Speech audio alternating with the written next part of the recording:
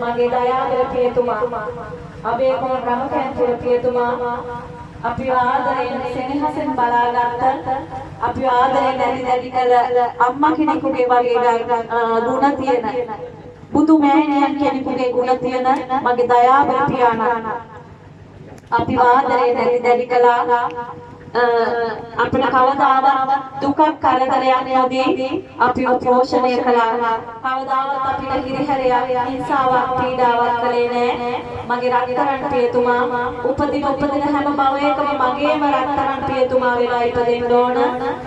දීර්ඝායුෂ ලැබෙන්න ඕන.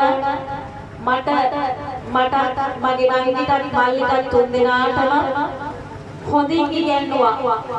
හොඳ යහපත් තැනකට අපිව ගෙනාවා. අපිට කවදාවත් දුකක් කරදරයක් දීලා නැහැ මගේ රත්තරන් පියතුමා. අපිව හොඳ දරුවෝ හොඳ ගුණ යහපත් දරුවෝ බවට පත් කරා. මේ සමාජයේ උසස් තැන්වලට යන්න අපිට අයන්න ඉඳලා හොඳ නරක කියලා දෙමින් මගේ රත්තරන් පියතුමා මට පියාණන් කෙනෙක් විතරක් නෙවෙයි මට රත්තරන් මෑණියන් කෙනෙක් හා සමානයි. මම අදට මගේ දුක් කරදර හිරිහැර පීඩා ඒ හැම දෙයක්ම මට සිදුවෙන හැම අටලෝ දහනක්ම මම කතා කරන්නේ මගේ පියතුමත් එක්ක. මගේ පියතුමා තමයි මගේ යාළුවා බවට පත් කරගත්තේ මගේ ජීවිතේ. මම ප්‍රාර්ථනා කරනවා මගේ පියතුමාට දීර්ඝායුෂ ලැබේවා. නිදුක් නිරෝගී තිරිජීවනය ලැබේවා. ලෙඩ දුක කරදරයක් යම වේවා.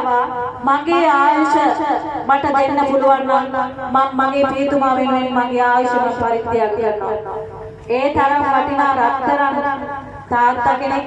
ඒ වගේම ඒ විතරක් නෙවෙයි අපිට විතරක් නෙවෙයි හොඳ මිනිස්සෙක් උනේ ගමට නෑදෑයන්ට රටට හැමෝම ආදරය කරන පික්මන්ත රත්තරන් මිනිස්සෙක් මේ අබේගොන් රමකැන්තුර කියලා කියන්නේ.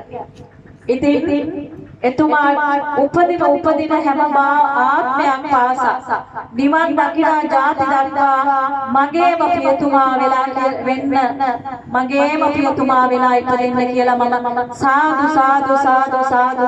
කියලා ප්‍රාර්ථනාවක් කරනවා. මගේ පියතුමා දීර්ඝායුෂ ලැබේවා. බුදුන් දහම් සංඝුන් යන ත්‍රිවිධ රත්නයේ ආශිර්වාද ලැබේවා. මේ උතුම් ගෞතම බුද්ධ ශාසනයම මගේ පියතුමා චතුරාර්ය සත්‍ය ධර්මය අවබෝධ කරගෙන සෝවාන් ඵල ලබා